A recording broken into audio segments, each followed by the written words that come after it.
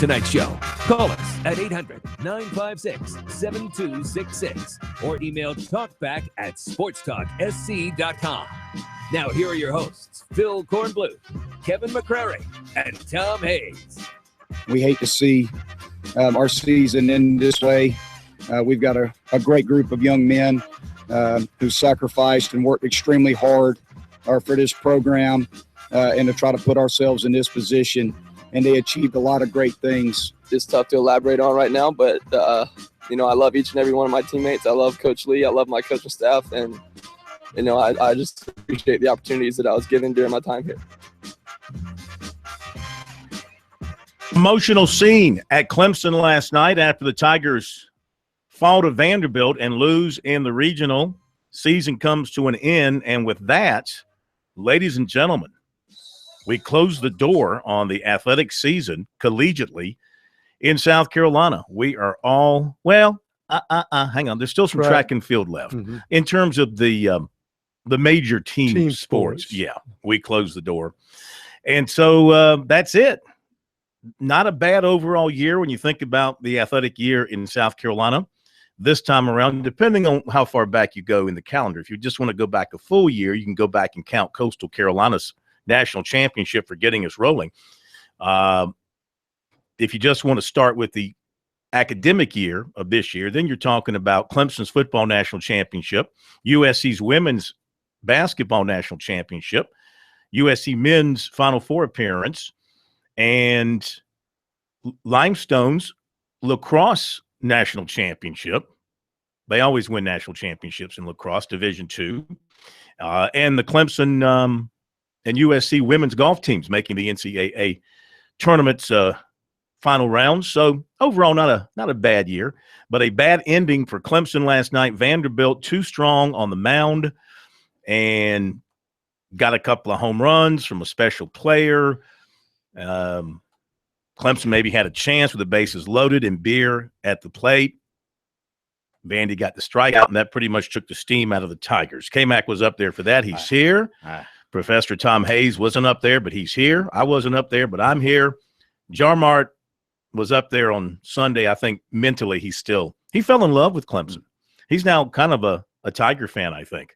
But K-Mac, long nights and a disappointing finish for the Tigers. What made the difference? I mean, I know the pitching for Vandy was great. What about the score, the run for Clemson that should have looked like the replay? He touched home plate. Yeah, what did you see? What did you see from where you were? Well, I mean, I saw the same thing in real time from where I'm sitting. You know exactly where I was sitting. There, just outside of the press box.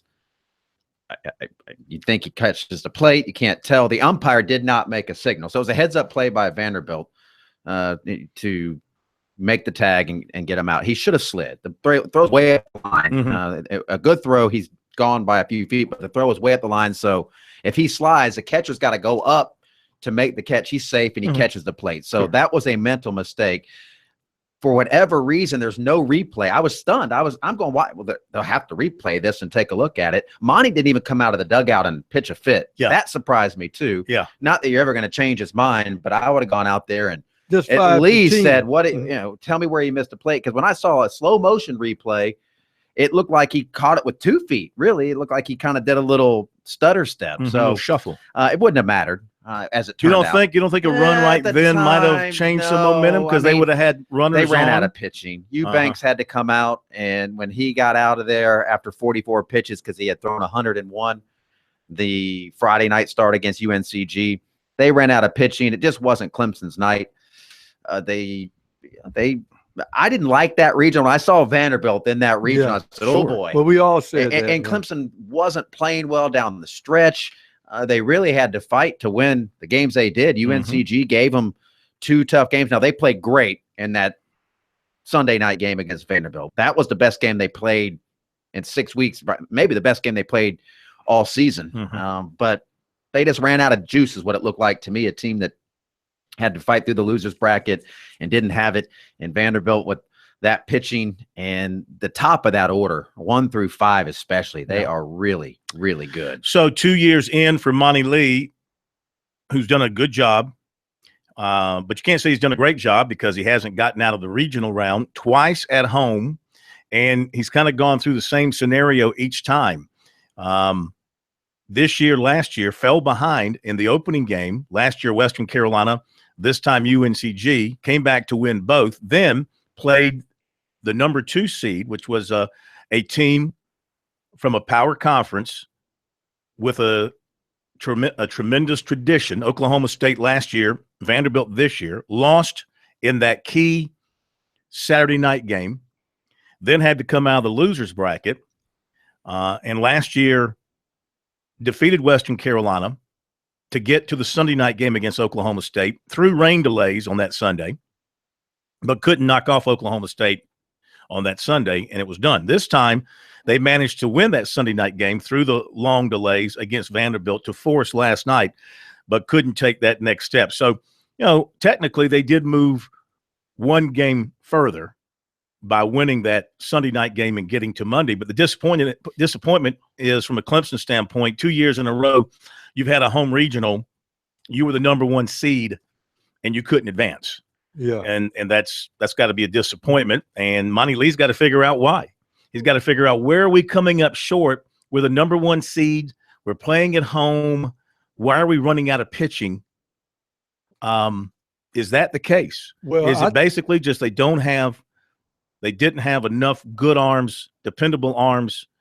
Maybe he made the wrong decision going with Eubanks. Maybe he should have come in. Who was the third pitcher that he used last night? Who pitched pretty well for them. Of course, it's all a guessing game. Let's face and you it. don't know till you run them out there who's gonna be right when you're talking about using a tired staff. Let's face it. Whether people like it or not, they think in college it's a little bit different. It's not. When you got the pitching, you can win a short series. Remember last year, Oklahoma State spun their wheels a lot in the Big 12 last year, but they had that pitching. And suddenly they woke up at the end of the season and they came into Tiger Town with some hot arms. Vandy did the same thing. If you notice during the season, Vandy and South Carolina were 2 teams with people saying, what are they doing? Both teams are spinning their wheels. Vanderbilt woke up toward the end of the last month of the season, and that pitching took over, and they remained hot ever since then.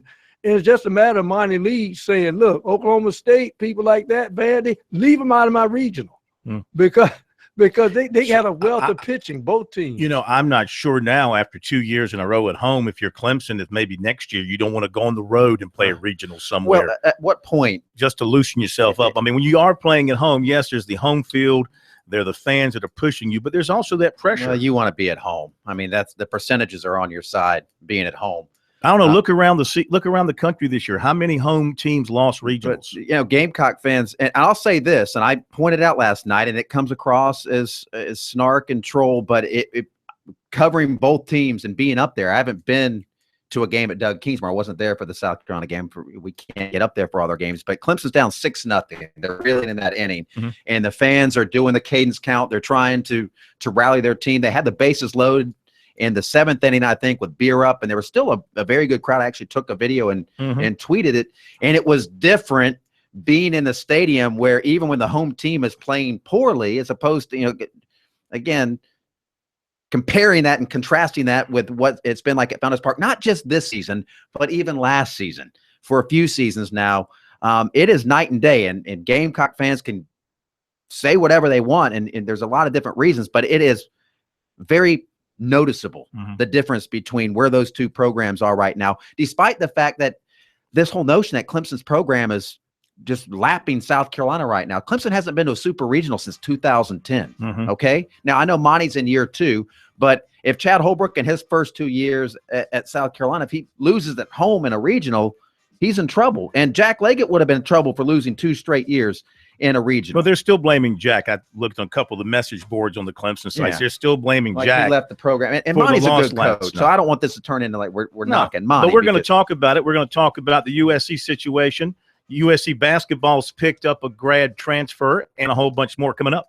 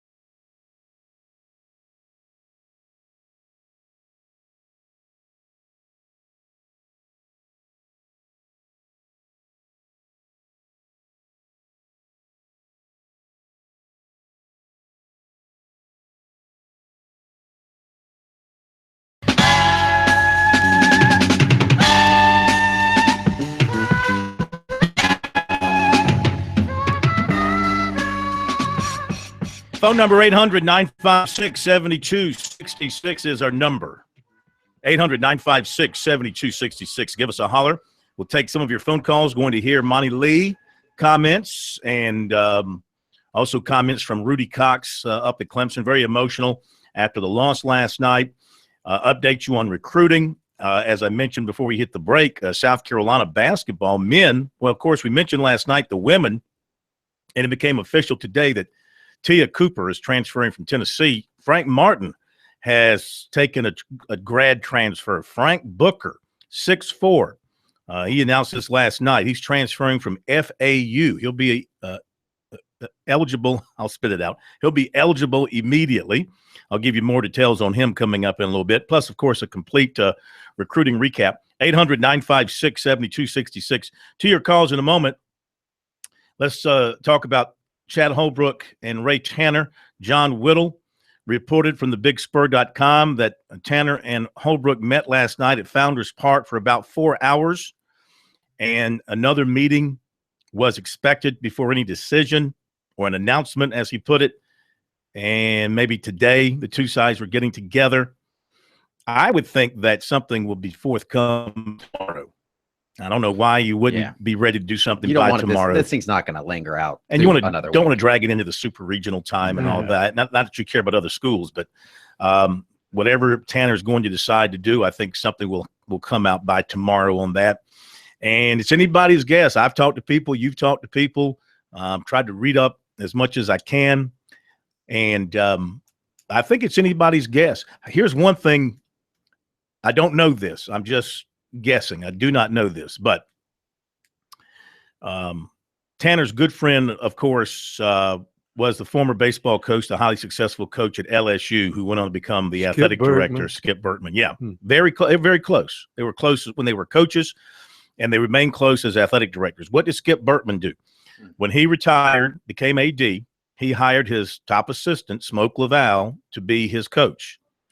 And while he took LSU to the World Series, I guess he wasn't having the kind of success after X number of years that they want at LSU, and he fired him. And he went out and hired Minari, who's there now, and of course, he's taken LSU back to the heights. And I got to believe that they've talked, that Tanner and Bertman have talked, and Tanner has asked Bertman, how did you handle the situation internally in dealing with the guy that you hired to replace you, and realizing at some point it wasn't working out to the level that you had hoped and you had to make the move? How did you deal with that personally? Because that's a personal thing too, not just a business decision, but it's a personal decision. I guarantee, well, I can't say I guarantee you. I would bet K-Mac's left arm that conversation. I'm glad you're giving up my left arm. Well, you give up body parts easily. I don't have a left kidney, but I do have a left arm. I would like to keep it. I will throw this caveat out with you. When Smoke Laval was let go, I don't think he had the recruiting class that has been amassed that's coming in this year for South Carolina. Yeah, but he was known as a great recruiter. I mean, I don't remember what was in his classes back then, but he was known as that was one of his strengths. And I don't know. I'm looking here at Smoke Laval. He was at North Florida and just got fired at North Florida. Am I reading this right? Tim Harrington was named head coach at North Florida today. That was yesterday. And apparently he's replacing Smoke Laval, who was there. Was looking at some stuff on Smoke Laval. Yeah, who was fired last week after 7 seasons at UNF. He was 237 and 160 in his time there. Anyway, I wanted to mention that. Then I want to mention this.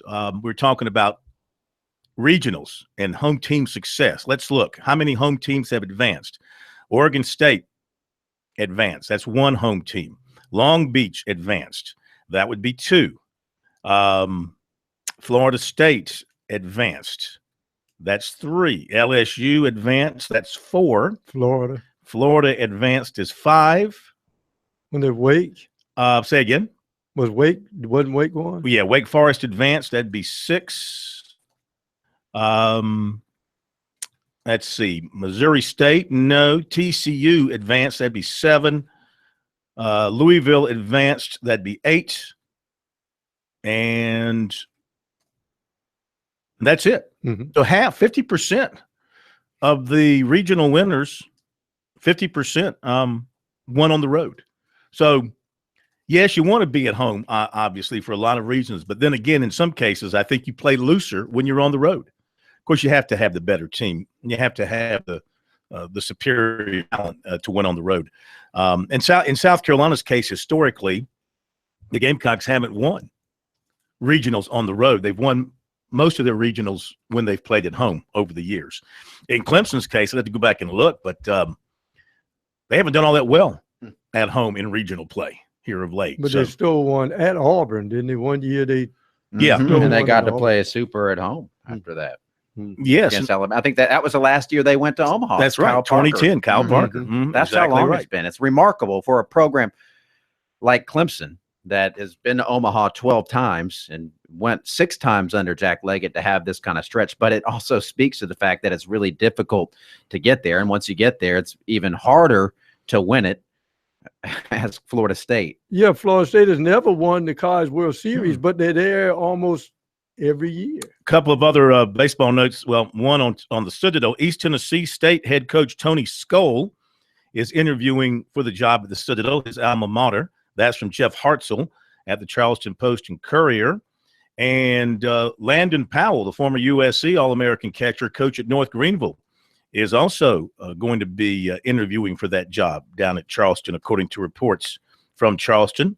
And Elton Pollock's name from Presbyterian also out there in the mix for that one, and there could be others coming up as well. All right, 800-956-7266 is the phone number. Let's go to Scott down in Orlando, Florida. Scott, welcome into Sports Talk tonight. How are you? Doing well, thank you. This is old news, but I just want to get your guys' opinion. What do you think the problem with McElwain was? I mean, did they have an argument? Was he? I mean, surely he could have got the second job. I mean, does he really think he can go to UCLA and get a starting job if he couldn't get it here? And, Well, California. Clemson lines up five-star quarterbacks. They're not afraid to compete against each other. What is the problem? Let me listen to you guys' thoughts on that. Thank you. Well, he hasn't talked since he left, so I don't know what is in his mind. He did have some sort of an argument with Kurt Roper during a spring practice. Did that lead to it? I don't know. Mm-hmm. I don't know. I mean, we know that happened, but I don't know if that was a big part of his decision. He came here with the ideas of being a football and baseball player and contributing big in both sports.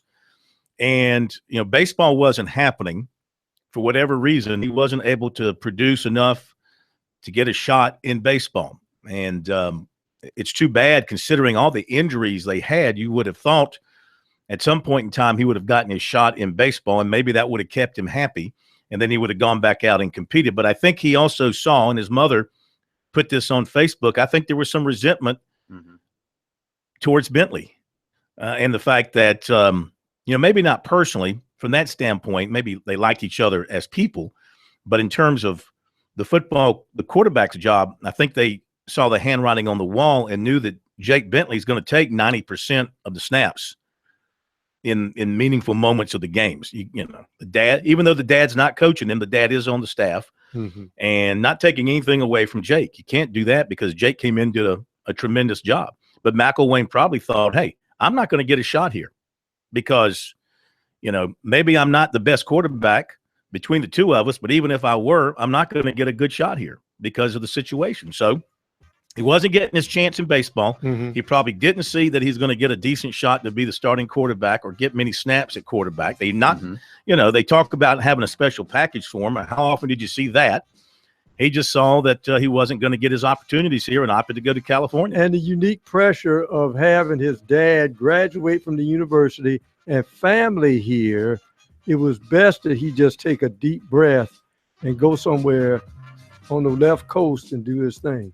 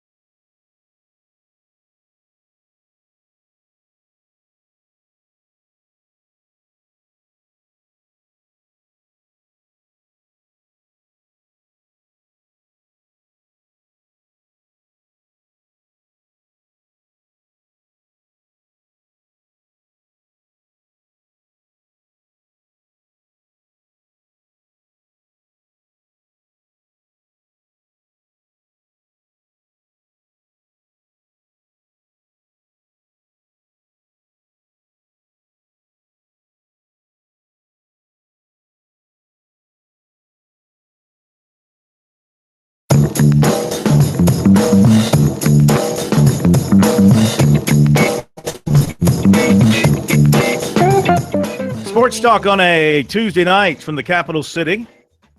Phil Kornblue, Kevin McCrary, Professor Tom Hayes, and I'm going to say your name, Jared. Don't keeps looking at me like, when you going to say me? When you going to say me?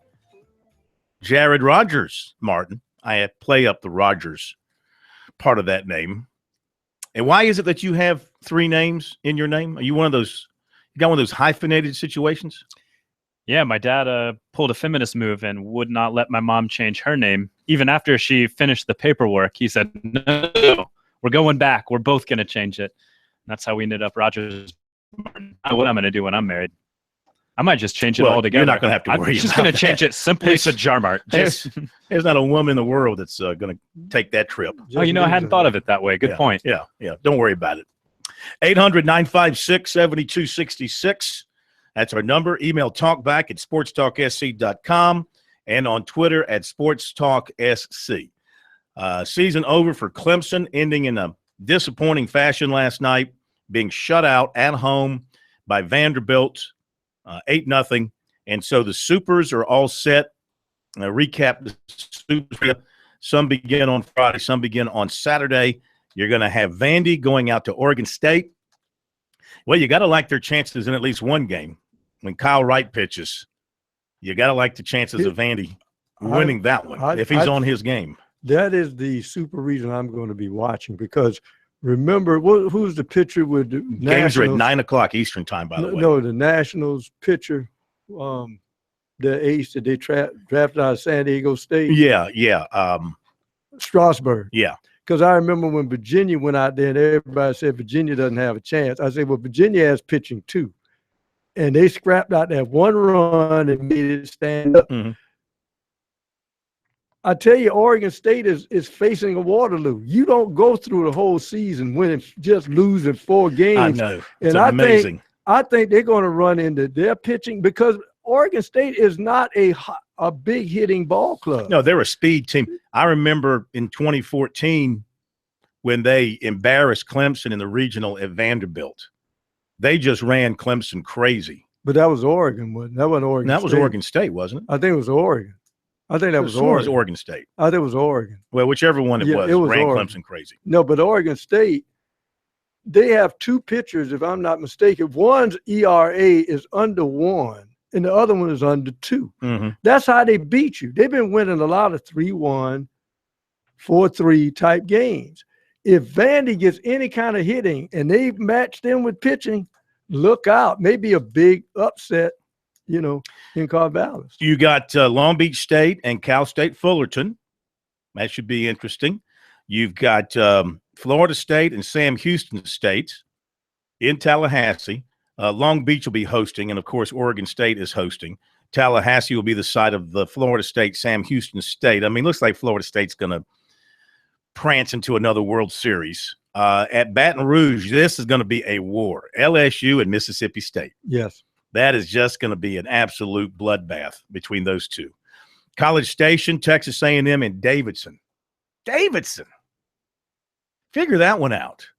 I mean, I saw them when they played the Gamecocks midweek game here in Columbia. I think it was a 1-run game, South Carolina winning.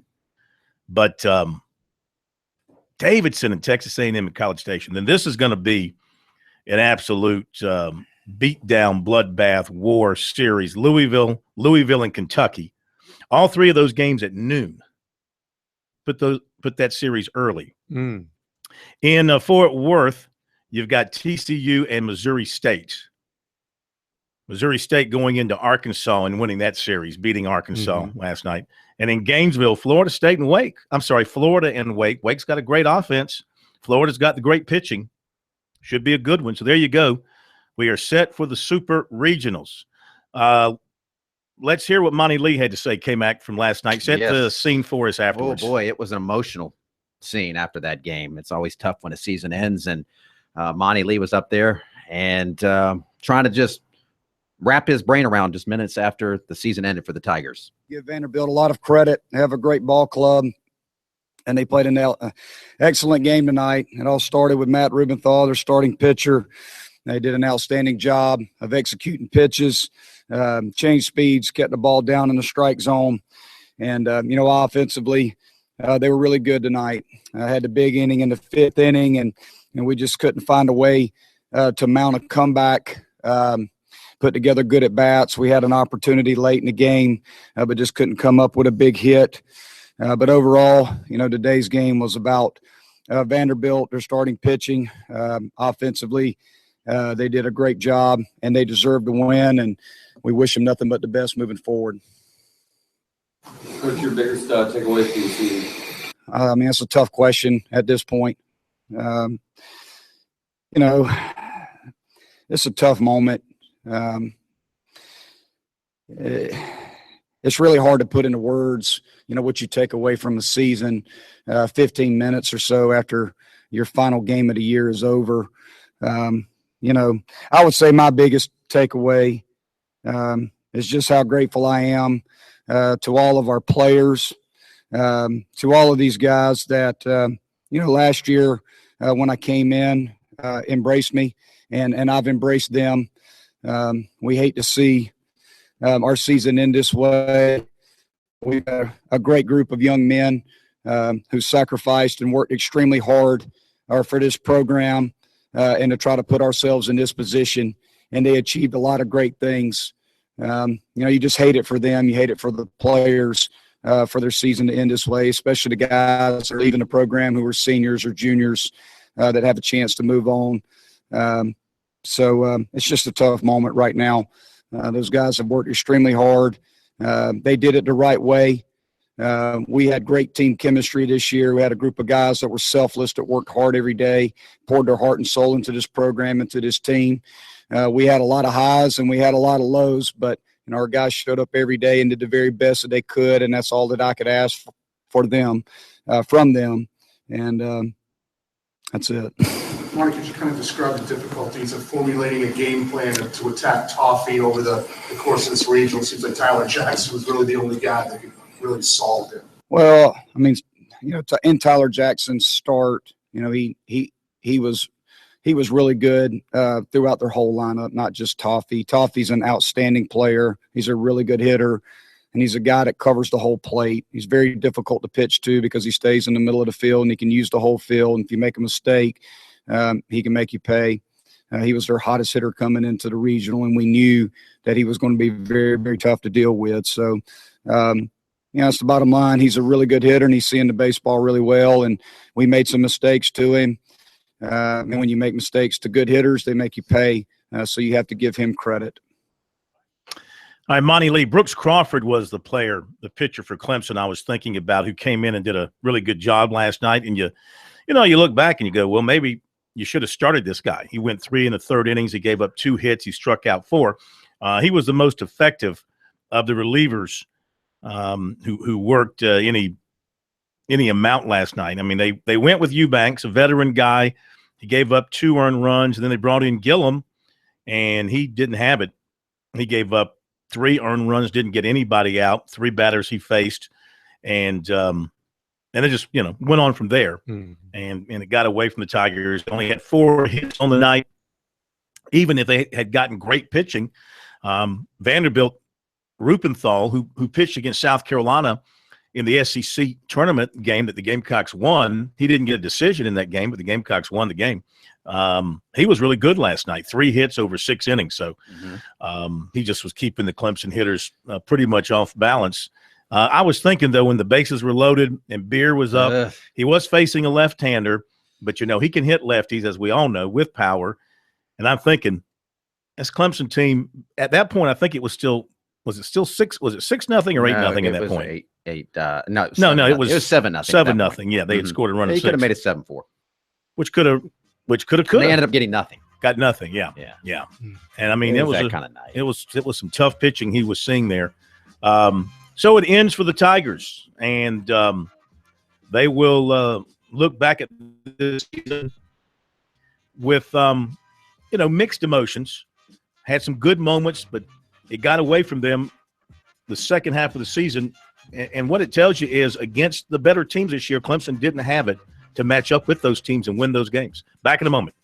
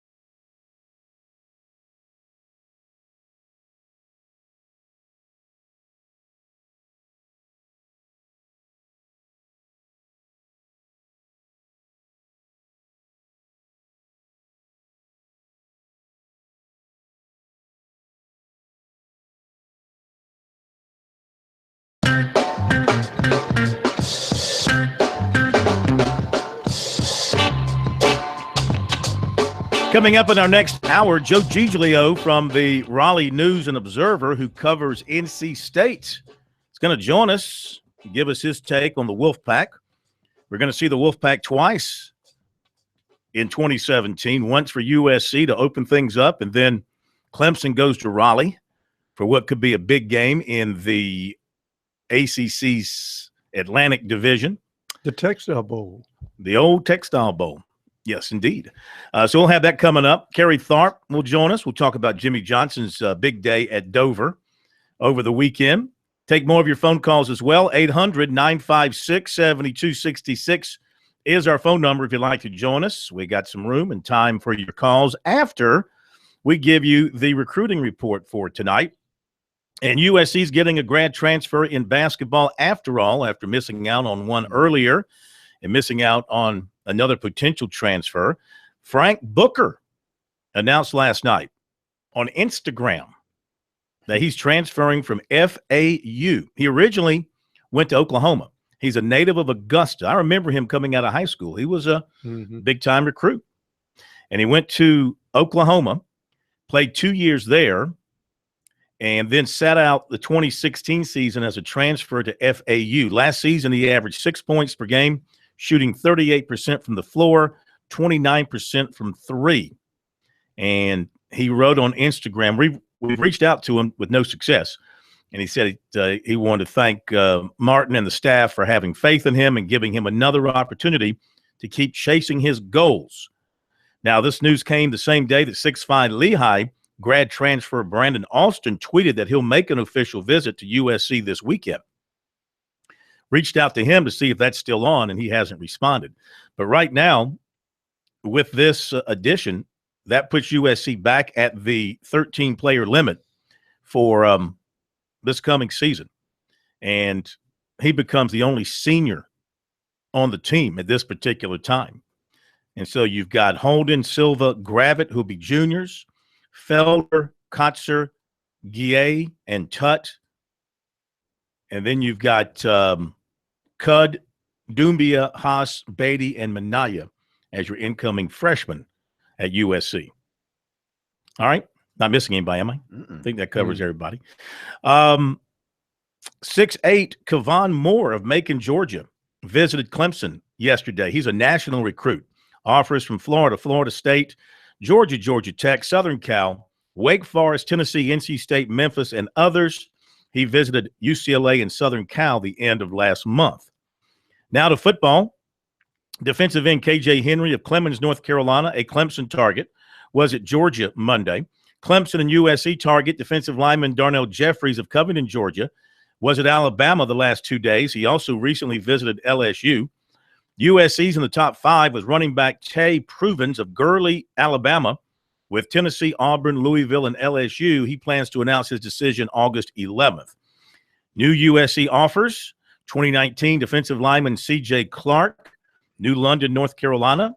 2019 defensive back Colin Duncan, Montgomery, Alabama. 2020 defensive end Jamil Burrows, Powder Springs, Georgia. Running back Lynn J. Dixon of Butler, Georgia, recently trimmed his list to Clemson, Tennessee, Alabama, Virginia Tech, Ole Miss, Florida, Oklahoma State, Michigan State, Louisville, Texas, Notre Dame, and Auburn. Clemson is not yet offered, but that has not damaged their chances with him at this point. He still is very interested in the Tigers. In fact, he says they've been honest with him. He said that they're telling him that Zamir White is their first guy, but they always are coming down to their second guy. He said he's sticking with the process so later on he can get an offer from them. They talk to him every day. He said an offer would really do something to his thinking. He says Clemson's been with him a long time. He's been waiting on an offer from them for a long time. And he said his shortened list, the schools showing the most interest, Clemson, Tennessee, Alabama, Auburn, Oklahoma State, Virginia Tech, and Florida, they're at the top of his list. No leader. July decision. He rushed for nearly 2,000 yards and 35 touchdowns last season. Offensive lineman Jerome Carvin, Cordova, Tennessee, is in regular contact with USC line coach Eric Wolford, talking with him about every day. And he said the Gamecocks have a good chance of being in his top 10 for sure when that comes out, maybe this week. He said Wolford has shared with him his experiences from his previous season at USC as well as his time in the NFL with the 49ers. He said the main reason he came back was to build a great offensive line, and he said he definitely wants to visit there again soon. Tennessee, Alabama, Auburn, Mississippi State, Memphis, and Missouri are also hard on him at this point. He planned to be at Auburn's Big Cat Weekend this past weekend. He also recently visited Ole Miss. He's going to Tennessee for the Orange Carpet Day on June 17th. He's also planning to visit Kentucky and Alabama into the summer or after his official visits for his decision. And defensive end Dorian Gerald of Florence, College of the Canyons Junior College in California, was at USC Monday with his mom. He's home for a few days before returning to Cali, and he's trying to work in a few campus visits to his favorites. He's going to Tennessee tomorrow. After that, he's not sure he can make it to other places. He said he is pretty sure of 4 schools from his list of 12 he's been considering. He is not ready to name all of them publicly, the 4, but he said USC is definitely in that final group after the visit Monday. He said everything was as he expected it to be, and they talked about him coming in and playing. He said they think that he has the skill set to come in and make an impact that they want. They went over the academics and talked football, of course. And he said that their defensive scheme, he would fit right in, and that they have really sold him on the idea that they need him. They need a defensive end who can sack the quarterback. He had 12 sacks last year. He said Louisville and Oklahoma also are top schools with him, probably too far away for him to drive to visit during this home visit.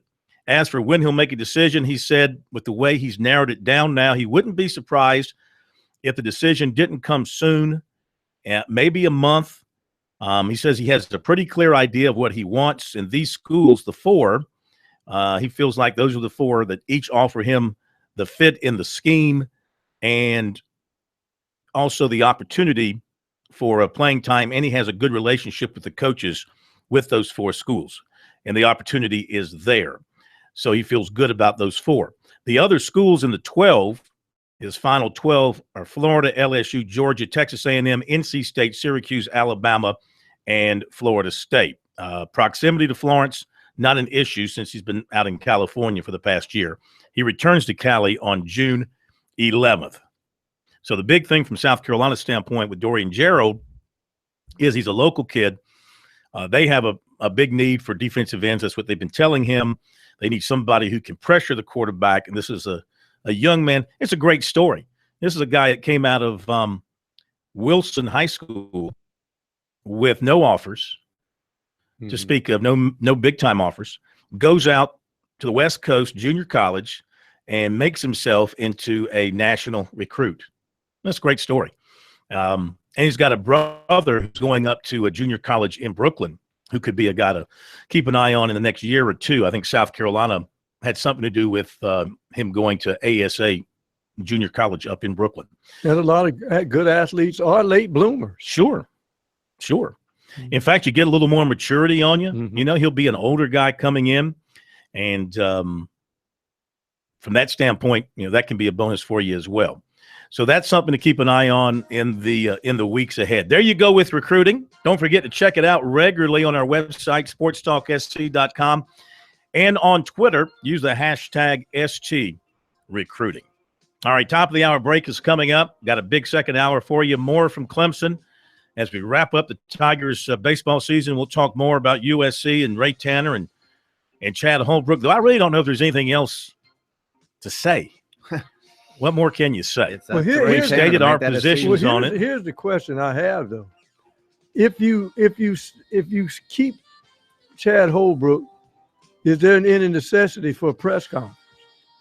I know you call a press conference if there's a firing, but if you keep the coach, do you necessarily have to explain yourself in a press conference? I think maybe if you're Ray, maybe you want to publicly rally the troops and say why and why this is a good decision. I would imagine he's going to have to talk to somebody at some point.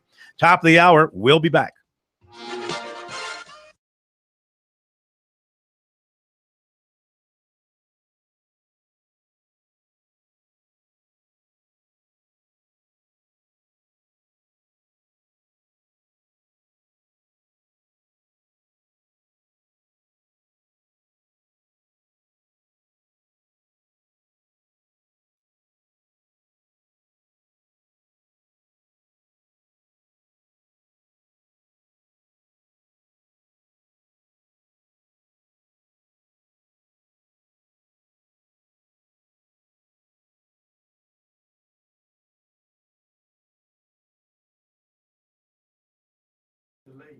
Kept getting delayed. So they called an Uber driver. 650 miles from Dallas to Nashville, and the guys paid him $1,100. That's not a bad little change. A little wear and tear on your car, but still $1,100. $1,100, $1,100. All right, you're live. All right, give me half a second. Wide receiver also be good. What in the world, Corn?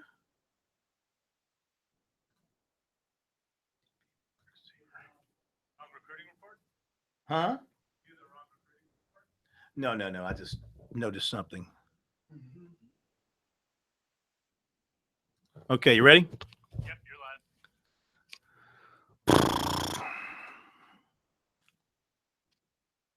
You're live. Coming down in 3, 2, 1. USC basketball coach Frank Martin has added 6'4" grad transfer Frank Booker from FAU. He played his first 2 years at Oklahoma. He's a native of Augusta. He'll be eligible right away for the Gamecocks, and he averaged 6 points per game last season. 6'8" Kevon Moore of Macon, Georgia, a national recruit, was at Clemson on Monday. In football, defensive end Dorian Gerald of Florence and the College of the Canyons Junior College in California was at USC Monday, and the Gamecocks are very high up on his list. He says he's got 4 schools in his mind that he is strongly considering, though he did not reveal the other 3. He is going to visit Tennessee on Wednesday. And running back Lynn J. Dixon of Butler, Georgia, has Clemson on his short list. He's still waiting on an offer from the Tigers. Phil Kornblut, South Carolina, Radio Network Sports. I don't know if I like that last one there. I guess that's fine. Coming down, USC basketball coach Frank Martin has added 6'4". USC basketball coach Frank Martin has added 6'4" grad transfer Frank Booker from FAU. He played his first 2 years at Oklahoma. He's a native of Augusta. He'll be eligible right away for the Gamecocks, and he averaged 6 points per game last season. 6'8" Kevon Moore of Macon, Georgia, a national recruit, was at Clemson on Monday. In football, defensive end Dorian Gerald of Florence and the College of the Canyons Junior College in California was at USC Monday, and the Gamecocks are very high up on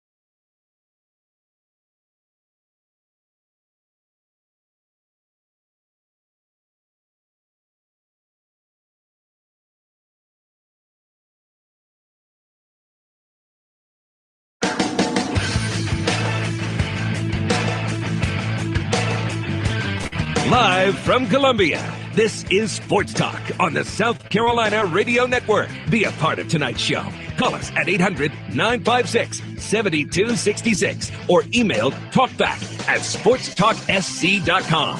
Now, here are your hosts for Sports Talk, Phil Kornbluth, Kevin McCrary, and Tom Hayes.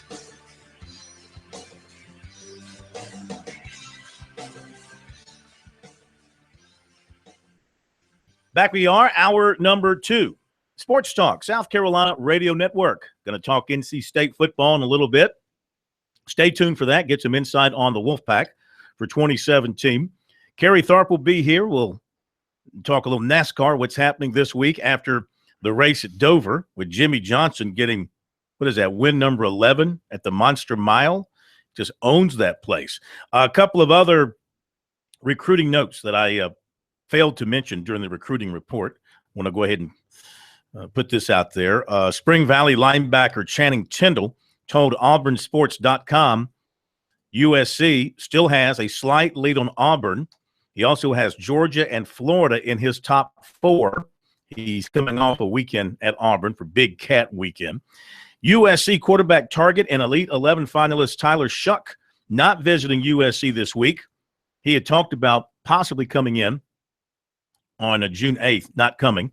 His top group, USC, North Carolina, Cal, Michigan, and Indiana, no order, said he talks with the Gamecocks about every other day, and he plans to make his decision by the end of June. And as I mentioned, he is moving on to the Elite 11 as one of the finalists. DeCarrion Joyner was in the competition over the weekend. He did not make the cut for the Elite 11. The Hare will be there in Oregon. He's just simply known as the Hare, Trevor Lawrence. I mean, I've talked to some people who have seen this guy in person, both in combines and in games and on film. And, I mean, they're saying he is the best high school quarterback to come down the line since Peyton Manning, or maybe even Deshaun Watson, if you want to go back to that. I mean, this is a guy that's supposed to step in 2018 and just take over, which means in all likelihood, unless they just love Clemson dearly. I mean, there's going to be some people leaving, Hunter Johnson, Chase Bryce, Kelly Bryant. Somebody's going to have to stand by the side if the Hare comes in and just takes over, as many people expect. Now, if he takes over, K-Mac likes that name, the Hare. If he takes over and I'm Clemson, when I go on the road, please have security. The reason I say it is because I can see it now with the other fans standing there. When the Hare runs out on the field, there's a bunch of people standing there with clippers and scissors. Yeah, come on, Hare. We're getting ready to cut some hair. They didn't do that to Tannehill. No. The mullet. Tannehill had the mullet. This guy's got the hair, and watching him, he loves his hair. Dazed and Confused or Fast Times at Ridgemont High. I don't know. It looks like you could do a Prel commercial, the way they slow it down, those hair, those shampoo commercials in slow motion where you shake your head and the hair just sort of flows in the back. Here's the question. I wouldn't know about that. Here's the question. If you grab him by the hair and snatch him down, is that a face mask or whatever? Or does the coach tell him it's time for you to cut that hair? It's a good question. I don't think you can grab him I don't know. When you're tackling, that'd be up around the shoulders. I'm not sure you can grab him up there. We saw in the NFL where those guys with those Rastafarian plaits, some guys will grab those things and pull you down. And those what? Rastafarian plaits. Dreadlocks. That's what I call them. Rastafarian. Yeah. People call them dreadlocks. I prefer to call them Rastafarian. And why do you call them that? Well, usually it's the people who are in that religious sect wear those plaits. Which sect is that? Rastafarian. That's a sect. That's the religious sect. I got you. All right. I'm glad we could share that piece of information with you. Back to the phones we go. And it is Davis up in Easley. All right. Up in the upstate. Davis, welcome to Sports Talk tonight. How are you? I'm doing great. I want to ask a question, speaking of quarterbacks and high school quarterbacks, DeCarrion Joyner and such. The teams like his team, like Fort Dorchester, Somerville, Stratford, Goose Creek. Do they participate in the 7-on-7s like the teams here in the upstate? Yes, they certainly do. They do? Yeah. Okay, because we can never really hear about, those guys in 7-on-7s. I wasn't too sure, Yeah, they do. I can't tell you which ones they're participating in, but they do either. I would say either with their teams, or perhaps there's, in some cases, you've got some traveling 7-on-7 teams made up of a collection of all-stars from a variety of schools. I'm not sure if that's happening, or they're going as a team. For example, South Carolina's got a 7-on-7 as part of the Will Muschamp. I think it's this weekend. I saw them tweet out something like they're expecting 70 or 80 teams to compete in this 7-on-7 thing. And I would imagine that maybe Fort D or schools from down that way will be in that event. Okay, great. And that's this Saturday? I believe it's this weekend. Let me double check here. When I get a chance, I'll double check and let you know for sure. Okay, thanks a lot. Okay, man, we thank you. 800-956-7266 is the phone number here on Sports Talk. A little bit more from Monty Lee and the Tigers came back after the loss last night. Very emotional up there because for some of the guys, this is it. End of the road for them at Clemson. It is the end of the road, and end of the road for Andrew Cox, who was in tears the entire time he was up on the podium. Sat there and tried to hold it together as best he could. And here's just a little bit of what he had to say in that raw emotion. You're going to be able to hear very clearly as he talked about his career at Clemson coming to an end. It's everything that I ever could have imagined it being. I think if you were to cut me open, purple and orange would bleed out. I've given everything and more to this program, and it's given me everything and more back. I would not change a single thing about my experience here. I've met some lifelong people, I've got some lifelong relationships that I'll cherish for the rest of my life. And being able to wear this jersey every single day and represent this program was, a dream of mine since I was a kid. And to say that, I got that opportunity and, could do something like trot out on the Doug Kingsmore every single day and play a game that I grew up loving. I don't think there's anything more that you could ask for. I'm forever indebted to this institution, this university, this program. I don't know.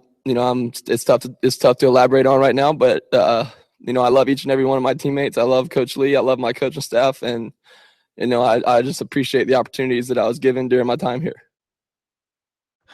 Stop it, K-Mac.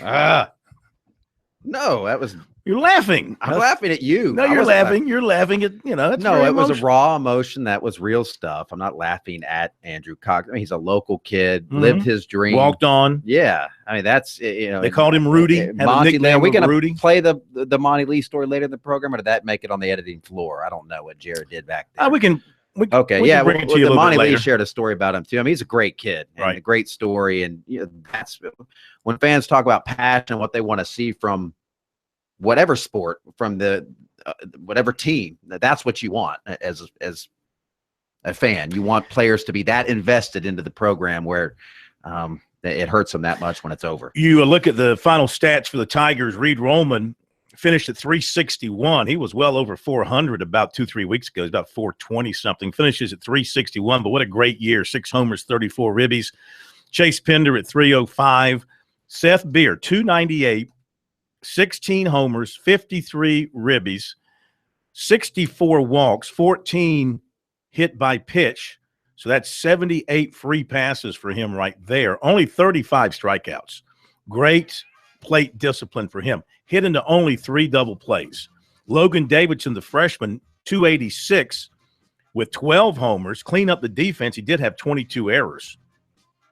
And if Chris Williams had been healthy all year, he had 14 homers and 51 RBIs, and he was limited quite a bit. The Tigers finished with a 282 batting average. They hit 73 homers, stole 50 bases, fielded at 970. Team ERA 3.59. And we'll be back.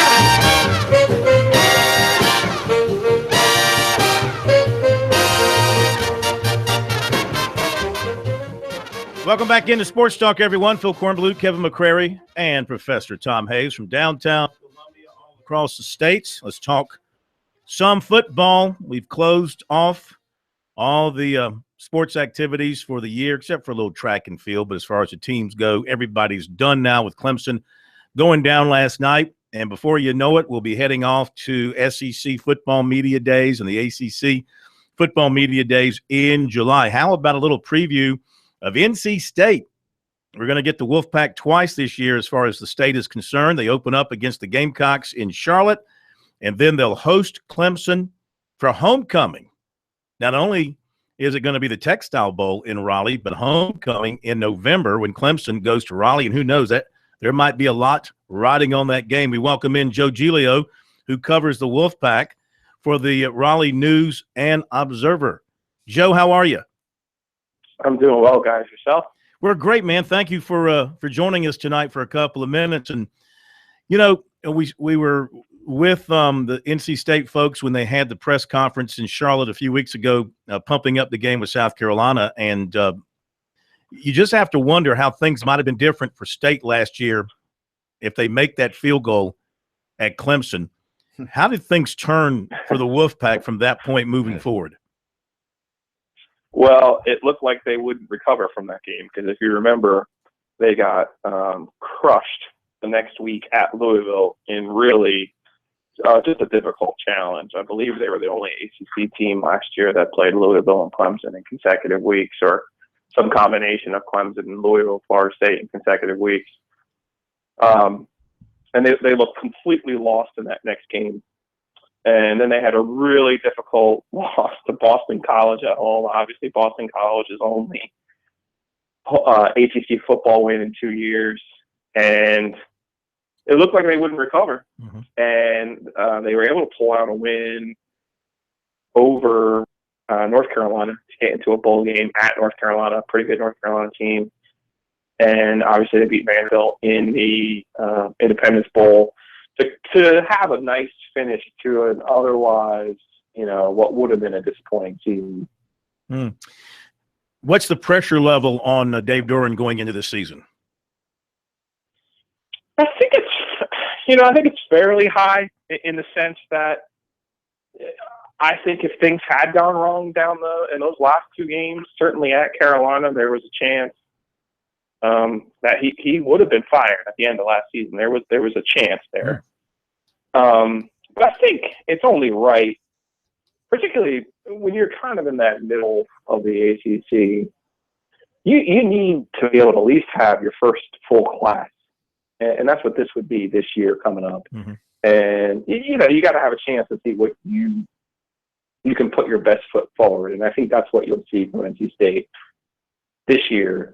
They have a difficult schedule again. But, I think that's, in all honesty, I think that's the only fair way to do it. That was his fourth year last year. And to me, that first class, he was hired December 3rd. So he barely recruited any of those guys. But now you're seeing these two classes of juniors and seniors in particular. They have 22 seniors. So I think that would have been only right, to be honest. And they had some missteps last year, not the Van Bard missed kick, but just other, the Boston College loss, the ECU loss. They had some strange ones last year.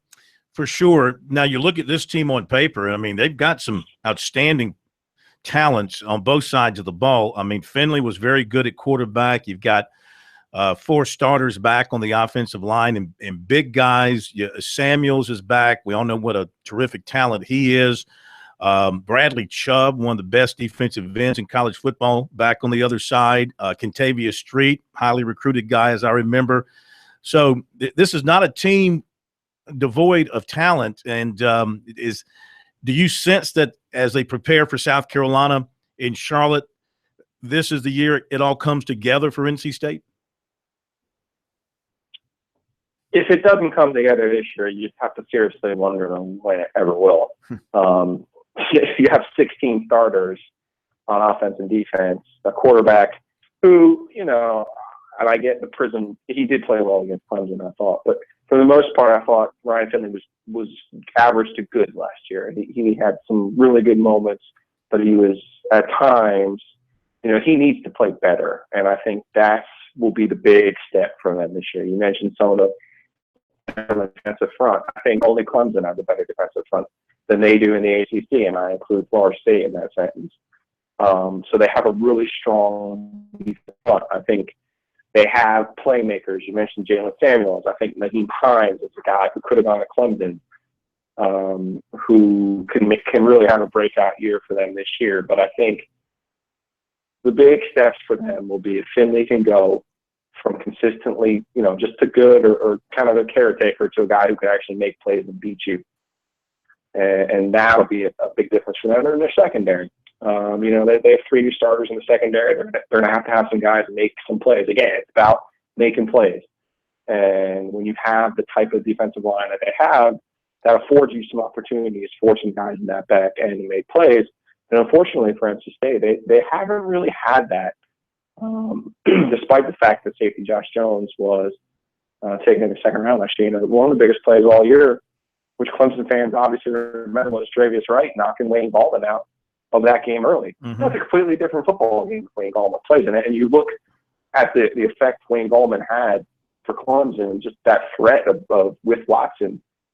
That a lot of people forget that part about that game, at least on the NC State side. They I'm sure the Clemson fans are still kind of howling over, was it a legal hit? Was it an illegal hit? Mm-hmm. But it certainly altered that game. And those were the kind of plays that NC State's back end just didn't make that often last year. They had a pick 6 in that game, if I'm not mistaken. Only one Deshaun Watson ever threw in his career. Mm-hmm. So those were the kind of plays they didn't have, against the Boston College, against Miami at home. Miami's a good team, but they shouldn't have lost at home last year. Let me ask you this before we let you go. You being a guy who covers the ACC, but being across the border in Raleigh, what's the perception of the South Carolina football program in your area from where you sit as you look ahead to that opener against the Gamecocks for NC State? Yeah, we have a unique view of South Carolina because our prism through North Carolina, through NC State, it has been South Carolina has beaten State and Carolina every time they played. Since going back to, I think, Lou Holtz's first season, State beat them in '99. Other than that, they've gone into games, Russell Wilson have up here in Raleigh. South Carolina wins 10-7. Now, that was a really good South Carolina team, but that was a pretty good State team, too. Mm-hmm. North Carolina plays them in Charlotte. You're thinking, okay, here's one of Larry Fedora's better teams. I think it was the year Spurrier quit. So it was like, they're not even that good, and they still beat an 11-win Carolina team. They beat an 11-win Carolina team. So, up here, I don't know what people, in Athens or Tuscaloosa think of South Carolina, but in the Triangle, the utmost respect for the Gamecocks and what they've been able to do in these ACC, SEC games. I mean, they've been, like I said, I think it's been since that Lou Holtz game, they've been flawless. Yeah, they have had the number. Hey, thanks so much for the time tonight, and enjoy your summer, what little bit of it that you'll have, and we'll see you in Charlotte, or before then, maybe ACC Media Days. We thank you so much for joining us tonight and sharing your thoughts on NC State with us. Anytime, guys. Thank you, Joe. Joe Giglio from the Raleigh News and Observer covering NC State, and well, he ain't kidding. And this is something that Muschamp said at the press conference. NC State, he says, got 5 guys up front who'll be playing on Sundays. And they're all seniors, man. They are an older group up front. It makes a difference. Well, it does. Now, the big key to the NC State is their guys can stuff the run. They can rush the passer. However, their secondary has been kind of porous. So they get you in 3rd and long. That's when they got to get you. And they've given up some big plays. And it has to be frustrating for NC State fans because Chuck McChess was there. He had success against the Kingpin, Florida State, but couldn't build on that. And now we've seen Duke build a football program that scares people. And NC State seems to still be spinning their wheels as North Carolina is seeing. There's no question this is a big season for Dave Doran and company there. Back in a moment. Don't go away.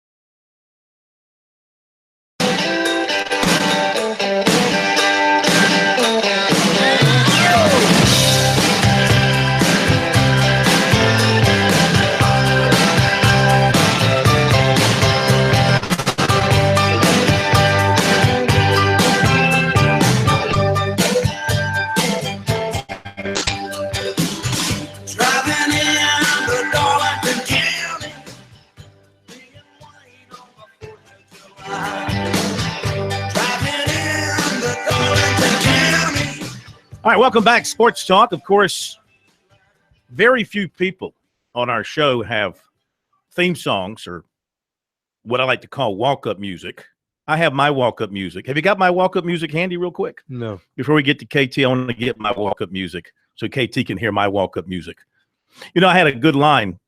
When people ask you about your baseball career, I like to say that, you know, when they move the infield in, they say your batting average goes up 100 points. So in my case, I was a 142 hitter with the infield in. Boom, boom. Nice. KT, here's my All walk-up day. music. All day. Here's my walk-up music. The King's in the building. Yeah. Tell me how you feeling. Yeah. King's in the building, baby. Oh, my goodness. You could not have been any more white when you did that, Corn. KT, the king is about to abdicate his throne. The king is dead. Oh, man. I tell you what, I much prefer Darlington County over that, whatever that nonsense was. But it's good talking to you all tonight. Hey, man, whenever Jimmy Johnson rolls into the Monster Mile, the king is in the building, huh? Boy, that's the truth. 11 wins now at Dover, 83 career wins overall. You know, just you never can count him out. You know, he certainly didn't have the best car on the afternoon, and he'd be the first to admit that. Kyle Larson did. But on that last restart, you know, he did what he had to do. And that's what people do. That's what prime athletes do. That's what the superstars do. And he's certainly a superstar in our sport. And it shows you, too, because remember in Charlotte, communication between him and the crew about the mileage and all that kind of stuff. So they had kind of a messed up moment there. And as you pointed out, they fixed that this time around, and the crew actually stepped up for it. There's no question. And, you know, Jimmy Johnson is going to go down as one of the best, if not the best drivers of all time. Chad Knaus, his crew chief, will go down as one of the best, if not the best crew chief of all time. So when you have that combination, they've been together the entire time. It's hard to beat, and you know they're gonna have their share of losses, but more times than none they're gonna win, and that's what they've done 83 times, a remarkable number at his stage of his career, and I see that there's many more wins left in that number 48 team. Yeah, I mean, he doesn't show any signs of wanting to retire here at the midpoint of his career, like a Jeff Gordon did. I don't know the age difference between the two, but I mean, he looks like he's still got many more years and the desire to keep on racing and winning. I mean, could he obliterate Richard's mark before it's all said and done? Well, that's 200 wins. I really don't see that happening. But, you know, Jimmy's 42, 43 years old. He's probably one of the best conditioned athletes in the garage. He is a huge physical fitness fiend. He's a big cyclist. In fact, he's gotten about half the garage now riding bicycles. I would have never thought I would have seen Dale Earnhardt Jr. in a pair of spandex and a biking helmet, but he's been getting Junior out there on the road biking. So, you know, I think he's gonna race as long as he wants to. You know, whether that's another 5 years, 6 years, 7 years, I don't know. But I certainly think he's got a lot of wins in the tank, and you know, I certainly think getting triple digits is very attainable for him. Yeah, let me go back and say that was a stupid question, Corn. I wasn't thinking 200. I was thinking more like 100, which of course. I guess, yeah, Richard's got 200 wins total in his career, right? Yeah, he does. 200 wins total. And that's back, though, in the time, Phil, you got to remember, they were doing about 60 races a year. Yeah. Sometimes racing 2-3 times a week. And so that number's never going to be eclipsed in my mind.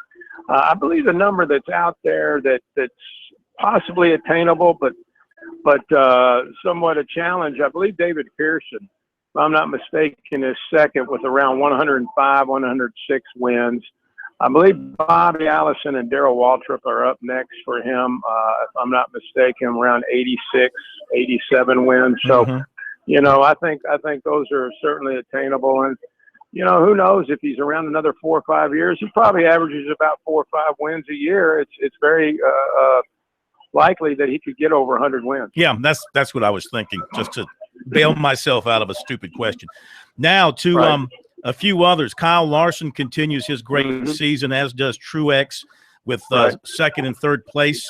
Danica Patrick, she had a nice run. She gets a top 10 finishes. Is that sign of progress with that team, with what you saw in a very tough place? Well, you would certainly hope so. And, she's capable of turning in top 10s, top 15s. I've seen her do that before at several different racetracks. I think Pocono's a good track for her coming up. It's a lot like Indianapolis, and certainly she's been around that track several times. So, I think a top 10 at Dover is very respectable for her. I know she's had a very frustrating and disappointing season, but maybe that top 10 at Dover can kind of turn their season around and get them headed the right direction.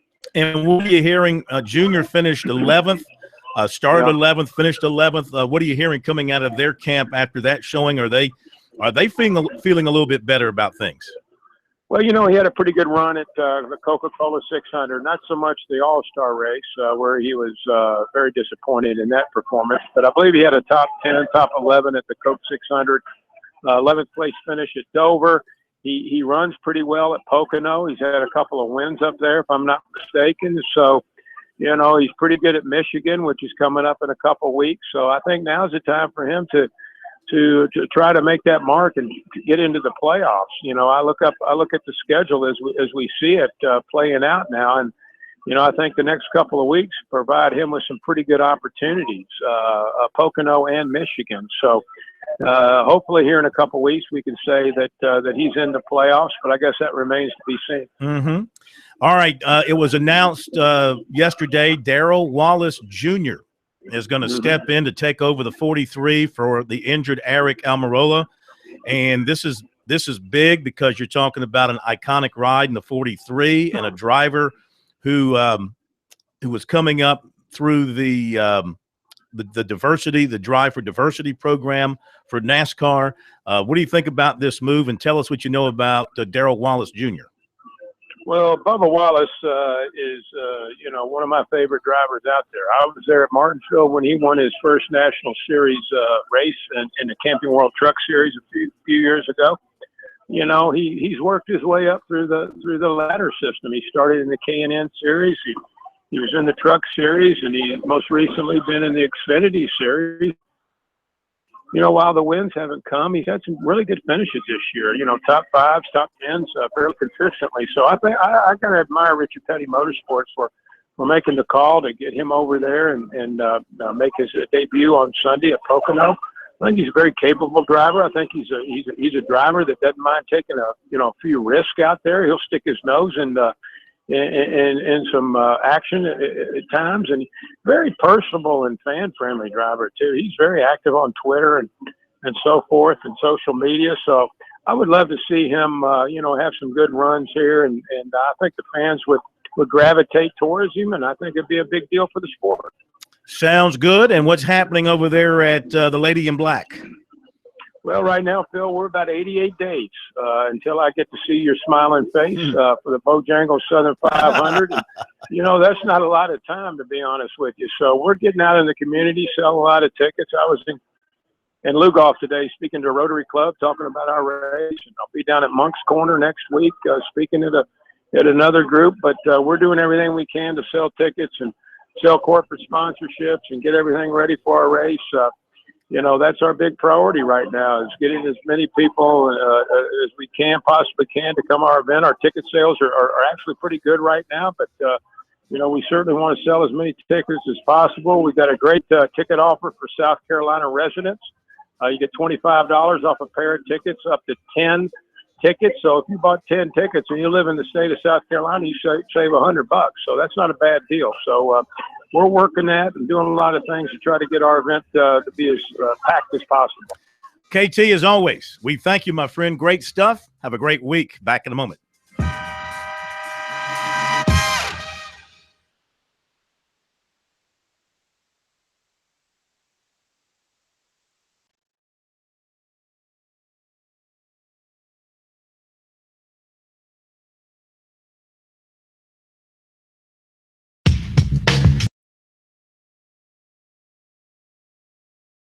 Sure that I showed to try to make, I told during my time here.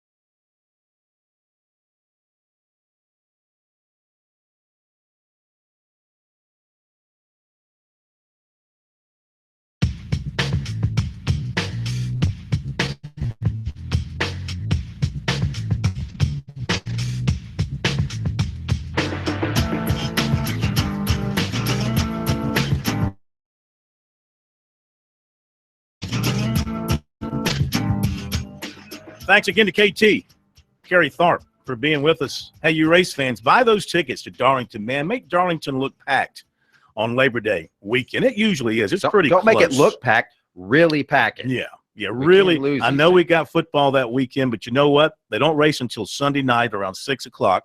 Clemson's at home, all right, and playing at noon. K-Mac will be there.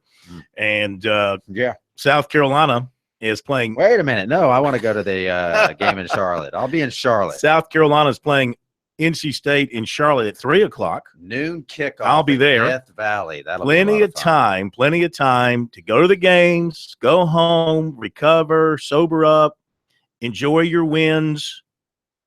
I am picking the Gamecocks to beat the Wolfpack. Why not? It's June. No, shocker. You didn't think Clemson would lose a game ever in the history of the world. Well, You were except wrong. for one, I've been right. Anyway, you'll have plenty of time to get to Darlington. So let's buy those tickets. Let's pack the place. Let's make NASCAR feel very, very lucky to have Darlington on the circuit each and every year. Another recruiting note, punter place kicker Chance Poor of Westside commits tonight to Kentucky. Our state has got some kickers. There's a kicker at Walhalla who's supposed to be very good. There's a kicker at Nation Ford who's supposed to be very good. There's the Potter kid at South Point who's very good. Got a lot of good kickers in the state this year. One of them's heading to Kentucky. Now in high school, didn't they some years ago, maybe I'm wrong, they have to kick off the ground or they still have a tee? No, they kick off the ground, I believe. Okay. I believe. And they made that change, what, 10, 15 years ago? I don't can't remember that, but I'm pretty sure they're kicking Mm. off the ground. All right. Final comments from Monty Lee K-Mac. We heard Rudy Cox talking, very emotional, being a senior and finishing up with a disappointing loss in the regional. And then Monty Lee followed him as well, correct? With some strong words. Yeah, Monty Lee. You heard that. If you missed it, you should go back and listen to the Cox audio. It's on the website, SportsTalkSC.com, because he was very emotional. Monty Lee was emotional as well. And he shared a story about Cox from when he first took over the Clemson program a couple. I told the guys after the game was over that I wanted to try to make sure that I showed the respect and appreciation for the players the right way. I didn't want to do it out on the field. I wanted to give them that moment when they're hurting, when the realization that the season's over for them. I wanted to give them that moment together, and I told them that I would meet with them, after we, meet with the media, so that I could give them the respect that they deserve. And a lot of that comes from, a guy like Andrew Cox. When I was hired to be the head coach at Clemson, when I went to do my press conference, it was, one of the greatest days of my life, my professional life. And, there was one player who was there to greet me before I walked inside the football stadium to welcome me to Clemson, and it was Andrew Cox. And I'll never forget that. I'll never forget him welcoming me to come into his family. And I had a group of players that, obviously were going through a transition. And, he was the one that led all the guys who had been in this program, to embrace me. And I embraced them, and I told them from day one that I was going to embrace these guys. And, Andrew's a guy that's and not only is he a great player, he is a great person. He's got incredible leadership skills, and he's a joy to coach because he gives so much effort. I can't tell you how many coaches that we play against that will come up to me and tell me that Andrew Cox is the reason your team has done as well as it's done, because of the energy and the positivity and the enthusiasm in which he brings to the ballpark every day and to our team. He does not take a pitch off, and he does it the right way. And it's why when he leaves this program and whatever he does, he's going to be successful, because people will gravitate towards him because of how good a man he is and how good of a leader he is. So, there's this group of people, there's a handful of kids that you get the chance to coach over your career that you look back and you say, I really, really enjoyed my time with that young man. Andrew Cox is definitely one of those guys, and that's going to be the biggest void going into next year, is who is going to assume that leadership responsibility and that energy that Andrew brought to this team and to this program every single day.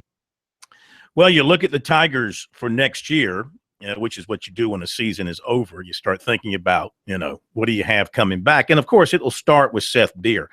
Next year needs to be the year for Clemson because it'll be Beer's last year. And so they need to take advantage of his presence next year and make sure they have a deeper run in the tournament. Beer returns so you can build around him. Wilkie returns at catcher, coming off his freshman year where he filled in, and he did some good things, but he's got the year behind him. They lose Cox at first base as a grad student. Second base, Jordan Green returns, so you'll have your second baseman back. So catcher's back, second base is back, shortstop is back. Grayson Bird is draft eligible. He'll be a junior next year, redshirt junior, as a transfer. I mean, you never know what the draft is this week. But let's just say he comes back. So you've got catcher, second, short, and third potentially returning at Clemson. And then the outfield, you're probably going to lose Roman, had a great year. He's draft eligible. Pender, he is draft eligible as a junior. Don't know what his draft status is, what people think about him. May or may not be back. And, Beer is back in right, assuming he comes back to play right. They experimented all preseason in the fall with Beer playing first base. That didn't last very long. No. They moved him back to the outfield. I imagine they'll leave him in the outfield. And so let's just assume that Pender comes back. So you got two of your three outfield spots coming back, and you've got all your infield spots coming back except for first. So that's pretty good. Chris Williams is draft eligible. I would imagine that he's probably going to get drafted. He's such a good hitter and a very good catcher when his arm is healthy. I mean, it'd be great if he came back and could catch. I mean, that would really make Clemson's lineup very, very dangerous, but doubt that's going to happen. And then pitching-wise, everybody is – well, of course, Krall is graduating, so he's moving on. Eubanks is draft eligible, and you're going to have to wait and see what happens in the draft. Barnes has eligibility left, but again, the draft, you don't know what's going to happen there. So you got kind of a mixed bag there until you see what happens from a draft standpoint.